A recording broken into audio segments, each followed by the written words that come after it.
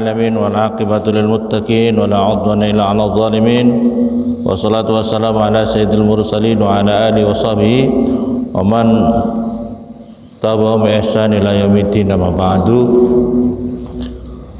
قال المؤلف رحمه الله تعالى ونفعنا بعلومه في الدارين آمين. Wal maqalah al-hadisa asrata, maqalah yang ke-11 dari bab yang ke-10. Qala berkata siapa Abul Fadl rahimah, semoga memberikan kasih sayang kepada Syekh Abul Fadl, siapa Allah Ta'ala mahalul Allah, sama memberi nama siapa Allah kitabahu pada kitabnya Allah bi asrati asma'in dengan 10 beberapa nama. Qur'anan satu namanya Quran, Al-Quran itu. Wa furqanan nomor 2 namanya Furqan. Wa kitaban namanya kitab. Wa tanzilan namanya tanzil. Wahudan namanya Al-Quran juga hudan. Wa nuron namanya Al-Quran juga nur. Wa rahmah namanya Al-Quran itu juga rahmah. Wa shifaun namanya Al-Quran juga shifa. Wa ruhan dan juga ruh, ruhan namanya ruhan. Wa zikran dan namanya zikran. Fa qauluhu, maka firman-Nya Allah Ta'ala Qur'anan, ada di dalam Al-Quran Qur'anan bin nasbi dengan dibaca nasab. Badalun itu badal min qaulihi bi asratin, dengan ngendikan Allah bi asratin dengan lafaz asrah. Fa innahu, maka sesungguhnya Qur'anan maf'ulun sani, itu maf'ul yang kedua. Bisamma dengan lafaz sama. Lianau, karena sesungguhnya lafaz sama ya ta'adda itu muta'addi. Muta'addi itu bahasanya berentek. Suatu kalimat, suatu lafaz yang membutuhkan kelanjutan. Itu namanya muta'addi. 5 maf'ulain pada 2 maf'ul. Asan yang kedua bilba dengan ba au biduni atau dengan tanpa ba. Wa tabi utawi yang mengikuti, tabiun limat buihi, tabiun mengikuti limat buihi pada yang diikuti tabe. Fil lafdi di dalam lafadznya, au fil mahal atau di dalam kedudukannya. Amal Quran, adapun nama Al-Quran, wal furqan dan nama Al-Furqan, wal kitab dan namanya Al-Kitab, wa tanzil dan namanya Tanzil, masyhurun, fa masyhurun maka itu masyhur. Jadi Al-Quran namanya Al-Quran, Furqan, Kitab, Tanzil itu sudah masyhur. Ay ma'rufun, artinya dikenal bainan nas, di antara manusia. Wa amal huda, dan adapun nama huda, wa nur dan nama nur, wa rahmah dan nama rahmah, wa syifa dan namanya syifa. Faqad qala, maka sungguh berfirman siapa Allah Ta'ala mahlur Allah, ya ayyuhan nasu qad ja'atkum mau'idatum min rabbikum wa shifaa'un lima fis sudur wa hudaw wa rahmatul lil mu'minin. Ya ayyuhan nas, wa ingatlah manusia, qad jaa, sungguh telah datang kepada kamu semuanya apa mau'idatun, apa nasihat, min rabbikum, dari Tuhan kamu semuanya,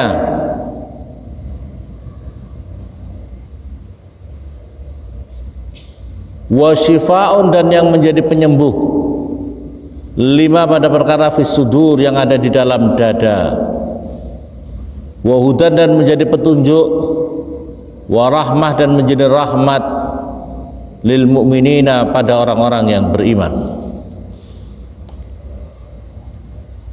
Wa qad qala dan sungguh berfirman siapa Allah Ta'ala menurut Allah, qad ja'akum minallahi nurun wa kitabun mubin. Qad ja'a sungguh telah datang kepada kamu semuanya, minallahi daripada Allah apa nur apa cahaya, wa kitab dan kitab mubinun yang jelas. Wa amma ruh adapun nama ruh Al-Quran itu juga dinamakan ruh. Wa amma ruh dan utawi lafaz ruh, faqala maka berfirman siapa Allah Ta'ala menurut Allah, wa kadzalika auhayna ilaika ruham min amrina. Wa kadzalika dan begitu itu, demikian itu, auhayna memberikan wahyu siapa kami ilaika kepadamu ya Muhammad, ruhan pada ruh, min amrina dari perintah kami, perkara kami. Wa amma zikru dan utawil nama azikru, faqala ta'ala faqala maka berfirman siapa Allah Ta'ala maru Allah, wa anzalna ilaika zikra litubayyina linnas. Wa anzalna dan menurunkan siapa kami Allah ilaika kepadamu ya Muhammad az-zikra pada pengingat. Ini menjadi nama, jadi az-zikra ini kemudian menjadi nama Al-Quran. Litubayyina supaya menjelaskan siapa kamu Muhammad linnasi pada manusia. Jadi ini bab adalah menjelaskan tentang nama-nama Al-Quran. Jadi nama kitab suci kita. Nama kitab suci kita berarti ada berapa namanya tadi? Berapa nama kitab suci kita? 10 ya. Al-Quran, Masya Allah. Dalam hadis Nabi, wa qala Nabi sallallahu alaihi wasallam, man kana yarju liqa Allah falyukrim ahlallah. Hadis Nabi, barang siapa ingin menghendaki dirinya, ingin mendapatkan ridho Allah, mengharapkan ridhonya Allah, ingin mengharapkan untuk bisa berjumpa dengan Allah dalam keadaan didapat ridhonya Allah, dalam keadaan tidak dimurka oleh Allah, caranya gimana? Fal yukrim ahlallah, maka hendaklah orang itu memuliakan keluarganya Allah. Dalam hadis ini, maka hendaklah dia memuliakan keluarganya Allah, ahlullah. Terus ditanya, kil ya Rasulullah, halillah azza wa jalla ahlun, apakah Allah subhanahu wa ta'ala punya keluarga? Apakah Allah punya keluarga? Para sahabat bertanya, qala na'am, iya jawab Rasulullah, ya Allah di muka bumi ini punya keluarga. Kila manhum ya Rasulullah, siapa keluarganya Allah di muka bumi ini? Siapa keluarganya Allah di muka bumi ini? Qala ahlullah fid dunya alladzina yaqra'una al-Qur'an. Ahlinya Allah, keluarga Allah di muka bumi ini adalah orang-orang yang suka membaca Al-Quran, suka membaca Al-Quran. Itu keluarganya Allah. Allah man akramahum faqad akramallahu atul jannah. Ingatlah, barang siapa memuliakan mereka, orang-orang ahlinya Allah, keluarganya Allah, orang-orang yang ahli membaca Al-Quran, maka orang itu akan dimuliakan oleh Allah dan akan diberikan surga. Minallahumma wa man ahanahum faqad ahanallah wa adkhalan nar. Barang siapa meremehkan mereka, orang-orang ahlinya Allah, barang siapa meremehkan orang-orang yang sedang ngaji di pondok pesantren, memahami Al-Quran, membaca Al-Quran, mengaji tafsir Al-Quran, orang-orang yang menghafalkan Al-Quran di pondok-pondok pesantren atau di masjid-masjid atau di rumah-rumah yang mereka punya rutinitas ngaji Al-Quran, mereka remehkan, maka orang itu akan diremehkan oleh Allah. Maka orang itu akan diremehkan oleh Allah dan akan dimasukkan neraka. Naudzubillah summa naudzubillah. Jadi kalau kamu ingin orang yang paling dimuliakan siapa? Ahlinya Allah itu siapa? Jadi kalau orang yang ingin tahu orang yang paling mulia di muka bumi ini, kalau keluarganya Allah. Kalau kamu jadi keluarganya RT sama keluarganya presiden, untuk ukuran dunia lebih dimuliakan mana? Lebih dimuliakan mana? Presiden. Nah, presiden itu makhluknya Allah. Presiden, seluruh raja di dunia miliknya Allah, yang menciptakan Allah. Kalau kamu ingin dimuliakan, muliakanlah ahlinya Allah, keluarganya Allah. Tapi kalau kamu meremehkan, kamu akan diremehkan. Kamu akan diremehkan, dimasukkan neraka. Sekarang kira-kira banyak yang di antara kita meremehkan tidak ahlinya Allah? Kira-kira banyak tidak yang meremehkan? Meremehkan, menyepelekan, ya. Banyak orang tua yang apa gunanya ngaji di pondok pesantren, apa gunanya ngaji tafsir Al-Quran, kasihan anak, suruh ngojek saja. Ada? Suruh ngojek saja cari uang, suruh sekolah saja yang penting dapat ijazah, yang penting ranking. Apakah anaknya sekolah, apa anaknya ngaji, bisa ngaji atau tidak, apakah anaknya menjaga sholat apa tidak, apakah anaknya kalau di sekolah pacaran atau tidak dipedulikan, yang penting ranking, yang penting dapat ijazah. Ya, Masya Allah. Naudzubillah subhanahu. Padahal ini hadis Nabi mengatakan meremehkan tidak peduli. Meremehkan berarti tidak peduli. Padahal anaknya berkesempatan untuk bisa ngaji, atau yang masih sudah di pondok, meremehkan apa tidak? Disuruh ngaji, suruh belajar Al-Quran, tidak sungguh-sungguh, tidak mau murojaah, tidak mau diulang-ulang sendiri. Kapan bisanya kalau begitu? Ngaji tafsir juga males-males, suruh nulis males-males, dan sebagainya. Jangan sampai kita ini termasuk orang-orang yang akan diremehkan Allah dan dimasukkan neraka. Naudzubillah summa naudzubillah. Makanya harus sungguh-sungguh. Ada kesempatan, gunakan yang sebaik-baiknya. Itulah ahlinya Allah. Orang yang ahlul Quran, orang yang ahli Quran. Orang ahli Quran itu berarti apa?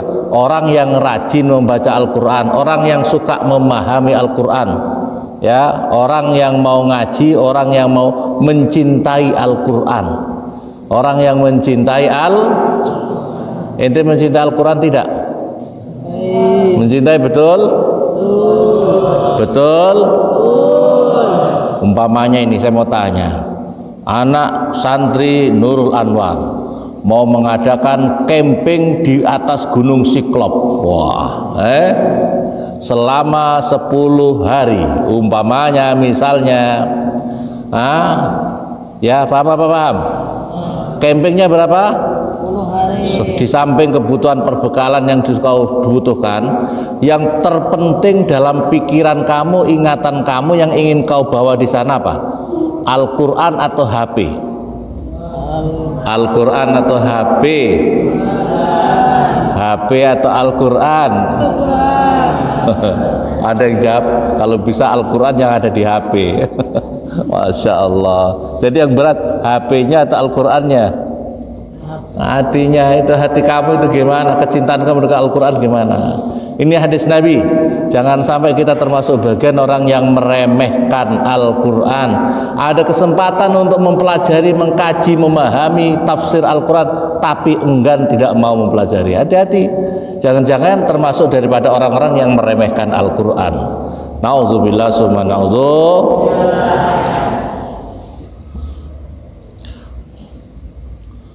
Ya Abu Hurairah, ma indallahi ahadun aqrab min hamil Quran.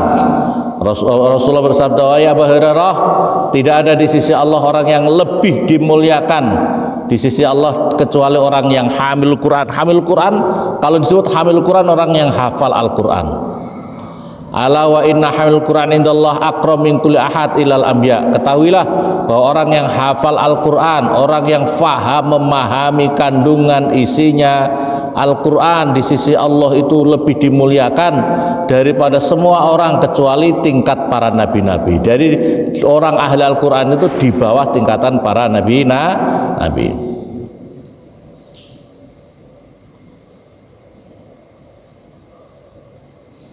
Wa Anas bin Malik radhiyallahu anhu anna Nabi sallallahu alaihi wasallam anna qala zata yaumin ala u'allimkum bi afdali ummati yaumil qiyamah. Apakah kamu mau saya tunjukkan orang yang paling utama nanti di hari kiamat, orang yang paling dimuliakan? Qalu bala ya Rasulullah. Ya Rasulullah. Qala alladzina yaqra'una al-Qur'an, yaitu orang yang rajin membaca Al-Qur'an. Idza kana yaumul qiyamah yaqulu ta'ala. Jadi di sini orang yang rajin membaca Al-Qur'an. Jadi ada al-hadis, ada lanjutannya hadis. Wa qala Nabi sallallahu alaihi wasallam, diriwayatkan begini.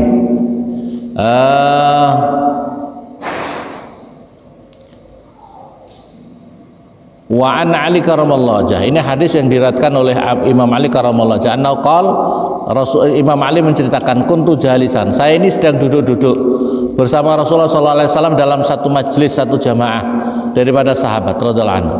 Idza rajulun, tiba-tiba ada datang seorang laki-laki kampung, orang laki-laki desa, orang laki-laki kampung, orang laki-laki wong desa. Kemudian faqala alaika ya Rasulullah. Faqala alaika bagimu ya Rasulullah assalam ya Rasulullah wa alaikum wa jami'ul julus dan semua yang duduk di sini. Sumaqal i'lamu. Wasumakala, maka berkata si orang kampung tadi, ilamu anallah ta'ala qad farada. Ketahuilah bahwasanya Allah telah mewajibkan kepada kita 5 sholat. Tetapi sungguh kita ini dicoba, diuji dengan perkara-perkara dunia. Kita sholat, kita diwajibkan sholat 5 waktu, tapi kita ini tidak bisa melepaskan bayangan-bayangan kita terhadap masalah dunia. Wa ahwaliha, dan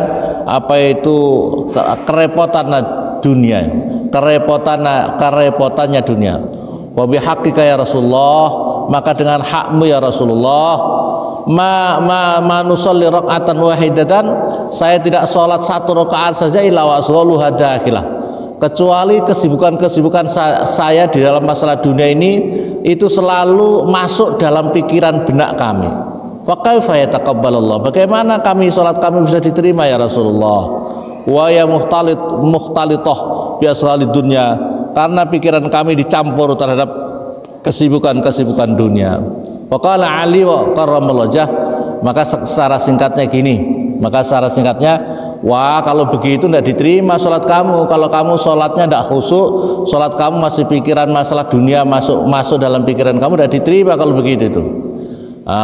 Terus kemudian Rasulullah SAW summa antusalla rakaatin khalisan wal takdir ya Ali, dan kemudian Rasulullah mengatakan, wahai Ali, apakah kamu mampu sholat 2 rakaat yang betul-betul murni karena Allah, tidak ada campuran sama sekali terhadap perkara dunia? Nanti kalau kamu mampu akan aku kasih kamu hadiah ridaku. Rida semacam sorban besar yang bisa untuk selimut, sorban besar yang untuk bisa selimutan juga. Ya Rasulullah, maka kemudian Imam Ali wudhu dengan sempurna, sholat 2 rakaat. Sholat yang pertama sama sekali dia murni total, tidak ada pikiran lain kecuali karena Allah. Tapi begitu rakaat yang kedua, itu begitu mau mengucapkan sami Allah, wah mau terakhir ini, wah saya ini khusyuk ini, saya ikhlas murni karena Allah ini, tidak ada campuran sama sekali. Dia pikiran seperti itu, nanti berarti aku dapat hadiah ini, berarti aku dapat hadiah ridha Rasulullah Shallallahu Alaihi Wasallam. Katakan di situ adalah ridha samiyah, ridha burdah, yu'tini al-burdatul qutra, qutwaniyah atau burdah dari katun, burdah daripada katun, burdati asyamiyah, burdah samiyah atau disebut dengan burdah qutwaniyah, burdah yang terbuat dari katun. Maka itu bagus buat saya. Maka setelah selesai sholat, gimana Ali? Gimana sholatmu? Khusyuk betul? Tidak ada campuran sama sekali? Ya Rasulullah, tidak mampu ya Rasulullah. Ternyata saya itu sholat rakaat pertama murni, tidak ada pikiran murni karena Allah. Tapi begitu saya ketika mau i'tidal yang rakaat kedua, ada pikiran di dalam hati saya, wah saya mau dapat hadiah ini deh. Saya mau dapat hadiah dari Rasulullah Sallallahu Alaihi Wasallam. Maka kemudian wa haqqika ya Rasulullah, dengan hakmu ya Rasulullah, la yaqdiru ahadun ayyusalli raka'atan khalisan. Kalau begitu Rasulullah, betapa sangat sulitnya Rasulullah sholat 2 rakaat yang tidak ada sama sekali campuran kesibukan pikiran-pikiran dunia.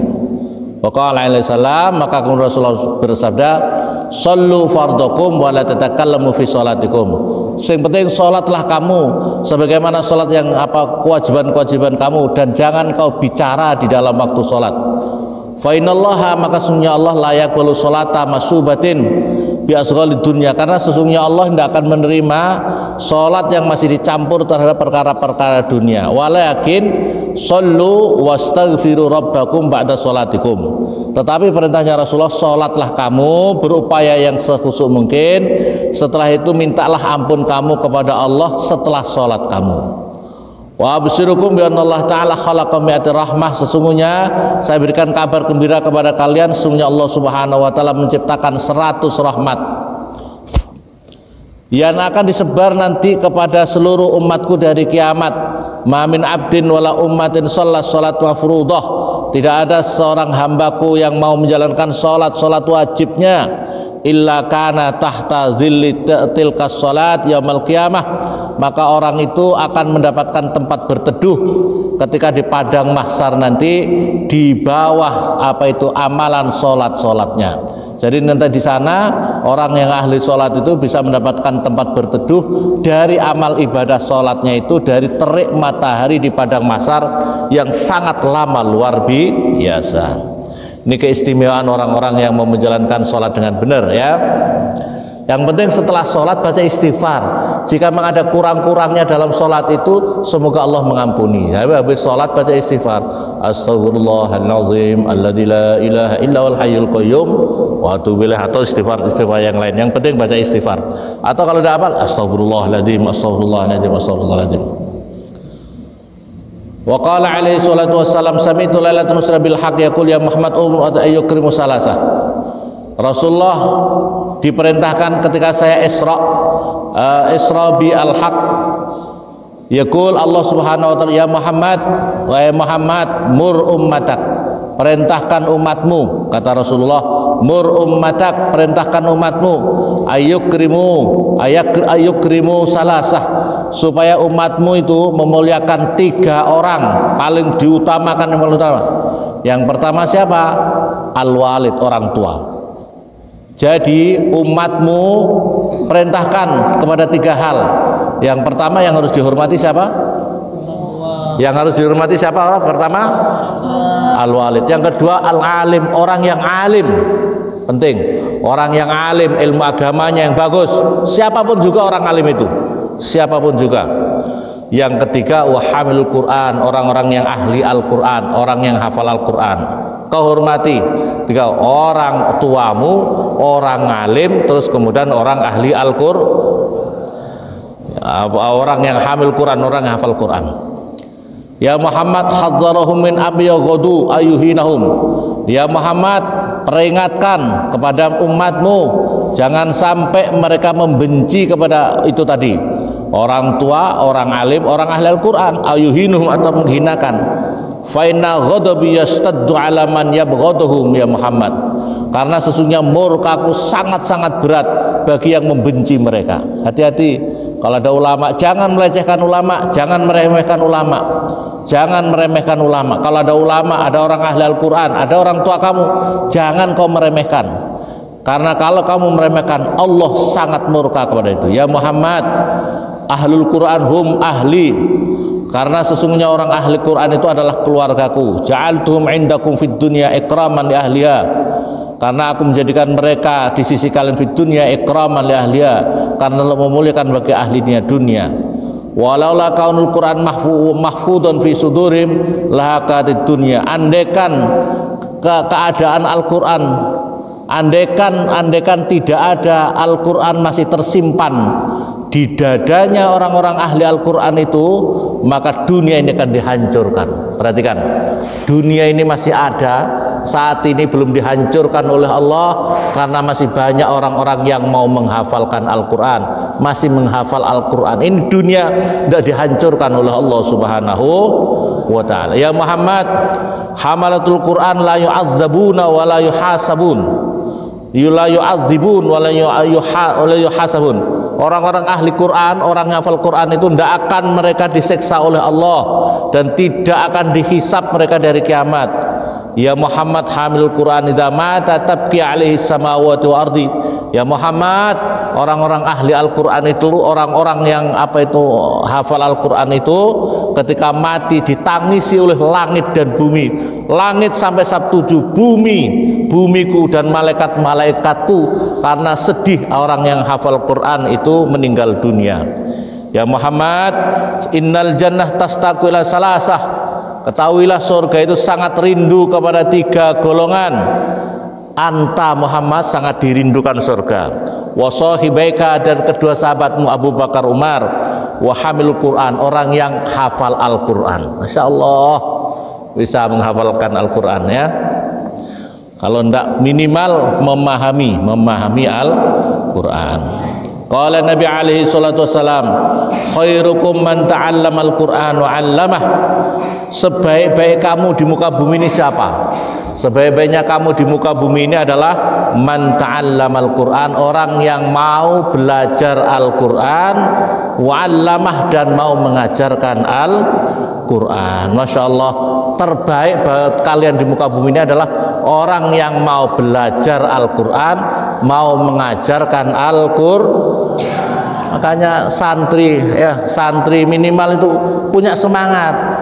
Kamu habis dari pondok, ajarkan Al-Quran, jangan banyak. Makanya santri ilmunya yang manfaat itu adalah setelah mondok itu bagaimana dirinya bisa memanfaatkan, ada di kanan kiri kamu, keluarga kamu, lingkungan kamu ingin belajar Al-Quran, diajari mereka belajar Al-Quran, belajari Al-Quran ya, dibelajari Al-Quran. Walaupun cuma 1-2 orang, nggak usah terlalu banyak, nggak usah. Wah, saya harus punya pesan, nggak usah pikir begitu. Yang penting bagaimana ilmu kamu manfaat. Yang penting ilmu kamu manfaat. Boleh jadi apapun juga, santri. Boleh kau jadi apapun juga. Jadi apapun juga. Mungkin kamu doktor, mungkin kamu profesor, mungkin kamu punya profesi, atau mungkin jadi wanita karir. Umpamanya jadi apapun juga, boleh, silakan. Tapi yang penting waktu kamu sisihkan untuk Al-Quran, sisihkan untuk membaca Al-Quran dan mengajarkan Al-Quran. Karena khairukum, orang yang terbaik di antara kalian, orang yang mau belajar dan mau mengajarkan Al-Quran. Kamu profesor, doktor, sampai titel kamu sak kampung semuanya dipakai, tapi kamu tidak ada menyempatkan untuk belajar mengajarkan Al-Quran, tidak ada manfaatnya kamu. Untuk apa kamu? Untuk apa? Kemuliaan kamu tidak diangkat oleh Allah di sisi Allah. Mungkin kamu di sisi dunia kelihatannya naik, tapi di sisi Allah tidak diangkat. Makanya saya ini termasuk orang-orang yang seperti kemarin saya dapat sowan kepada seorang Syekh Yusri di Mesir. Beliau itu dokter spesialis bedah, tapi beliau itu punya waktu untuk ngajar Al-Quran. Setiap pagi kami dapat ikut ngaji beliau. Begitu wiridan pagi, habis subuh wiridannya panjang. Habis itu langsung buka kitab tafsir Al-Quran, buka hadis. Begitu pokoknya masalah kitab-kitab besar-besar dikaji oleh beliaunya. Jadi coba santri coba pikiran ke seperti itu. Kau jadi apa? Nanti jadi dosen, kau jadi dokter, kau jadi profesor. Tapi kamu sisihkan waktu mengajar Al-Quran. Sisihkan waktu, jangan gaya-menggaya. Wah, ndak level saya ini sudah doktor, saya ini sudah profesor, masa saya harus ngajar Al-Quran anak-anak kecil? Wah, kamu gaya-menggaya. Profesor apa itu kamu? Provokator namanya ya. Provokator, prof, panggilannya prof, bukan profesor yang derajatnya naik di sisi Allah, tapi provokator itu namanya ya. Jangan gaya-menggaya. Jadi sekarang kadang-kadang orang meremehkan orang-orang yang ngaji Al-Quran. Orang sekarang ini banyak orang-orang yang meremehkan orang yang ngaji Al-Quran. Kadang-kadang ya mohon maaf ya, kadang-kadang itu Orang-orang yang harus dimuliakan itu orang yang ngajar Al-Quran itu, ngaji Al-Quran. Banyak orang yang kadang meremehkan mereka. Kelihatannya mereka tidak punya titel, tidak penting. Tapi ada waktu untuk Al-Quran, untuk waktu untuk mengajarkan Al-Quran. Itu istimewa luar biasa di sisi Allah Subhanahu wa Ta'ala. Kita hidup itu karena Allah atau karena apa sih? Kita hidup ini karena Allah. Makanya coba santri ini ilmunya kalau manfaat pulang ngaji, pokoknya jangan jauh-jauh daripada umat, jangan jauh dari Al-Quran. Untuk belajar mengajarkan Al-Quran, untuk ilmu-ilmu agama kamu ajarkan di tengah masyarakat. Paham apa paham? Insya Allah kalau seperti ini kita akan menuju kepada izul Islam al muslimin, ya. Tapi ini tidak akan bisa dilakukan kalau memang orangnya hubud dunia, orangnya pecinta akan bisa mengajarkan Al-Quran ini. Orang yang mau belajar, orang yang mengajarkan anugerah dan hidayah dari Allah Subhanahu wa Ta'ala. Paham apa paham? Insyaallah, insyaallah.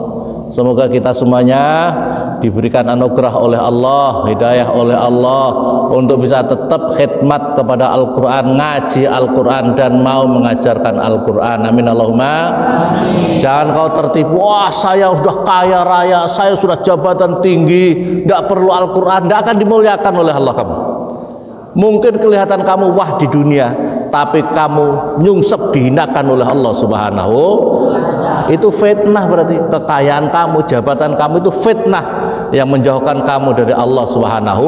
Kalau kamu tidak ada kepedulian untuk ngaji itu, maka paham apa paham? Insyaallah semoga kita ini ya diberikan kuat untuk khidmat terus kepada Al-Quran, ngaji, senang ngaji Al-Quran, senang mengamalkan dan kemudian mengajarkan Al-Quran. Amin Allahumma. Al-Fatihah. Bismillahirrahmanirrahim. Ooh.